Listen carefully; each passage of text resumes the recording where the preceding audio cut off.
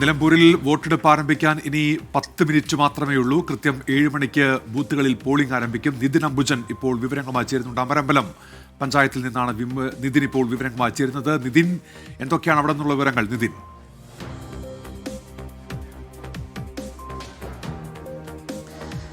Unmesh, good morning. Unmesh സൂചിപ്പിച്ച പോലെ തന്നെ ഏതാണ്ട് 10 മിനിറ്റ് മാത്രമേ ഉള്ളൂ വോട്ടെടുപ്പ് ആരംഭിക്കാൻ. ഞാനിപ്പോൾ നിൽക്കുന്നത് അമരമ്പലം പഞ്ചായത്തിലെ പൂക്കോട്ടുപാടം ഹയർ സെക്കൻഡറി സ്കൂളാണ്. ഇവിടെ ഏതാണ്ട് 10-15 പേർ ഇതിനം തന്നെ രാവിലെ തന്നെ വോട്ട് രേഖപ്പെടുത്താനായി എത്തിയിട്ടുണ്ട്. മോക്ക് പോളിംഗ് എല്ലാം തന്നെ സുഗമമായി തന്നെ കഴിഞ്ഞു.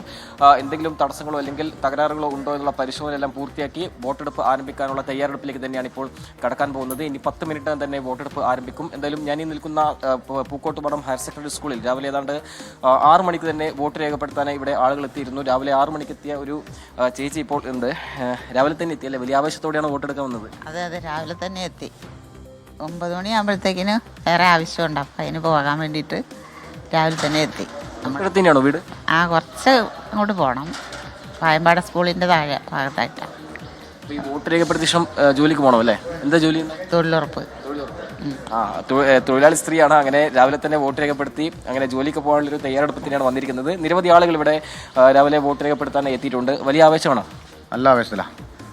കാരണം ടൈറ്റ് വോട്ടല്ലേ, ഇലക്ഷനാണ് നടക്കുന്നത്.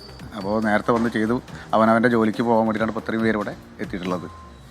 ഉന്മേഷ്, ഞാൻ ഈ നിൽക്കുന്ന പഞ്ചായത്തിൽ ഒരു പ്രത്യേകതയുണ്ട്. അതായത് ഇടതുമുന്നണിക്ക് വലിയ സ്വാധീനം അല്ലെങ്കിൽ ഇടതുമുന്നണിക്ക് വലിയ ഭൂരിപക്ഷം ഉണ്ടായ ഒരു പഞ്ചായത്ത് തന്നെയാണ്. നമുക്കറിയാം 2016 ശേഷം പിന്നീട് ഇടതുമുന്നണി 2016 ഏതാണ്ട് 2700 വോട്ടുകൾക്ക് ഭൂരിപക്ഷം PV അൻവറിന് നൽകിയിരുന്നു. 2021 എത്തുമ്പോൾ ഏതാണ്ട് 1494 വോട്ട് ഭൂരിപക്ഷം ഇടതുമുന്നണി കൊടുത്തിരുന്നു. അങ്ങനെ നേരത്തെ ഒരു UDF സ്വാധീനമുള്ള പഞ്ചായത്താണ്. പിന്നീട് ഇടതുമുന്നണിയാണ് അവിടെ ആ പഞ്ചായത്ത് പിടിച്ചെടുത്തത്. നിലവിൽ ഇപ്പോൾ ഇടതുമുന്നണിയാണ് ഇവിടെ ഭരിക്കുന്നത്.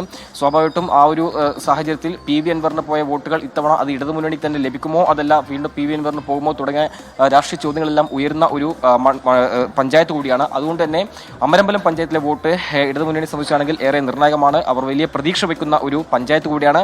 അതോടൊപ്പം തന്നെ UDF കേന്ദ്രങ്ങൾ വലിയ പ്രതീക്ഷ വയ്ക്കുന്നുണ്ട്. കാരണം സർക്കാർ വിരുദ്ധ വോട്ടുകളെല്ലാം തന്നെ ഇക്കുറി തങ്ങൾക്ക് അനുകൂലമാകുമെന്ന പ്രതീക്ഷയിൽ തന്നെയാണ് UDF ഉള്ളത്. അങ്ങനെ അമരമ്പലം പഞ്ചായത്തിലെ ഒരു സാഹചര്യമാണ് ഞാൻ ഇപ്പോൾ പറഞ്ഞിരിക്കുന്നത്. ഇവിടെ പൊതുവെ ശാന്തമാണ് ഈ പഞ്ചായത്തിലെ ഓരോ ബൂത്തുകളും. ഞാൻ ഈ നിൽക്കുന്ന സ്ഥലത്ത് 3 ബൂത്തുകളുണ്ട്.